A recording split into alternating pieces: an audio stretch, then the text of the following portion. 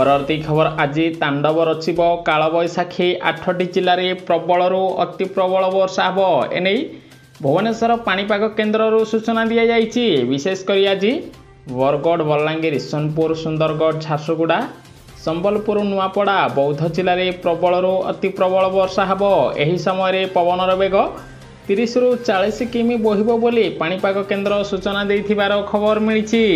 परवर्ती खबर मोदी क्षमतार थिबा पर्यंत गोटे इंच जगह काहाकु देबेनी बोली प्रतिरक्षा मंत्री कहिले। सूचना अनुसार देश में निर्वाचनी माहौल रही एसबू भितर पड़ोशी देश चाइना एवं पाकिस्तान को प्रतिरक्षा मंत्री राजनाथ सिंह कड़ा जवाब देइचंती।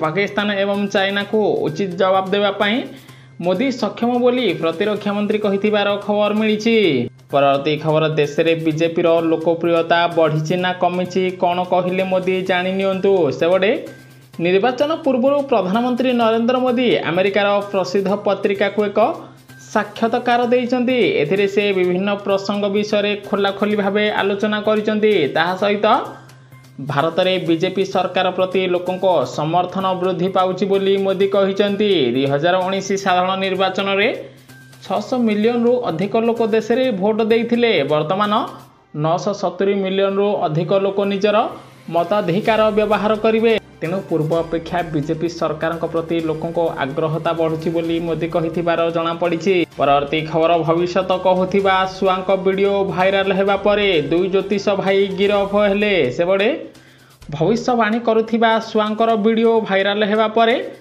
तमिलनाडु पुलिस 2 जण भाई को गिरफ करिछि। पक्षी को पिंजरे रखिबा अभियोग रे सेमानक विरोध रे एही कार्यानुष्ठान ग्रहण करा जाइथिबार खबर मिलिछि। परवर्ती खबर ओडिशा रे रास्ता नौची जीवन वर्षेके मलेणी 1845 लोक। सेबडे 2023 मसीह पछपटू गाड़ी को धक्का देवा गाड़ी को गोटे पाखर पिटिबा रास्ता कड़ गछ और खुंटरे पिटी हेबा भली जनित दुर्घटन ओडिशा रे 1845 जनकर जीवन जाइछि। एने परिवहन विभाग पक्षर सूचना दि जाइथिबार खबर मिली। परवर्ती खबर ओडिशावासी खुशी खबर खूब शीघ्र भुवनेश्वर विजु पट्टनायक अंतर्जातीय विमान बंदर रे यात्री मानकर लगेज जांच पाई इनलाइज बैगेज स्क्रीनिंग सिस्टम लगाजिब। पूर्वर देश में मुंबई बेंगलोर दिल्ली भली बड़ बड़ विमान बंदर रे एही सब सुविधा थिला। एबे भुवनेश्वर रे मध्य एही सब सुविधा उपलब्ध हो बोली खबर मिली।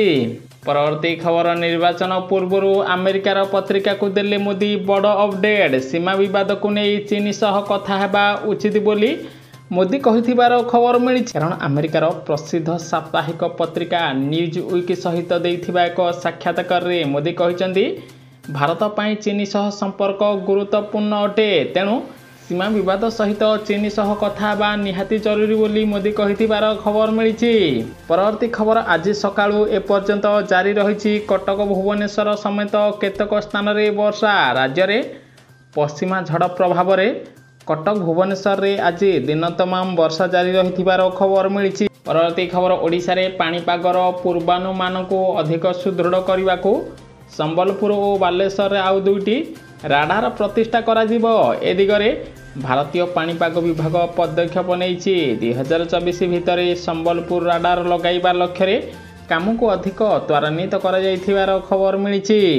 परवर्ती खबर कांग्रेस निष्पत्ति होई पारुनी प्रार्थी चयन होउनी द्वंद्वरे कर्मी दल छाड़िबा पई चेतावनी। सेबडे दिन गडुची निर्वाचन पाखई आसुची हेले भुवनेश्वर लोकसभा समेत एहा अधीन 7टी विधानसभा निर्वाचन मंडली पई प्रार्थी चयन करिबारु नाही कांग्रेस। जाहारी फल रे एबे अधिकांश कर्मी बीजेडी बीजेपी रे सामिल होथिबार खबर मिलिछि। परवर्ती खबर कोण रथ यात्रा प्रस्तुति रथ रे लागिला प्रथम भूई। आउ 6 दिन परे प्रभु श्रीलिंगराज महाप्रभु को रुकुणा रथ यात्रा दिन राति एक करी रथ गढ़ुथिबा महाराणा सेवायत को विश्राम नाई। आज रथ खलारे प्रथम भूई लागिथिबार खबर मिलिछि एवं 80% रथ कार्य शेष होइथिबार जणा पड़िछि। परवर्ती खबर ओडिशार 2 विधायकों सभ्य पद रब्ध होइछि। जयदेव विधायक अरविंद ढाली एवं तेलकोई विधायक प्रेमानंद नायकों सभ्य पद रब्ध होइथिबा नै विधानसभा पक्षर विज्ञप्ति प्रकाश पाइथिबार खबर मिलिछि। दल बदल नियम अनुसार एही सभ्य पद रब्ध होइछि। एबे एही 2 विधायक ବିଜେଡି ଛାଡ଼ି ବିଜେପିରେ ଯୋଗ ଦେଇଥିବାରୁ ସେମାନଙ୍କ ସଭ୍ୟ ପଦ ରଦ୍ଦ ହୋଇଥିବାର ଖବର ମିଳିଛି।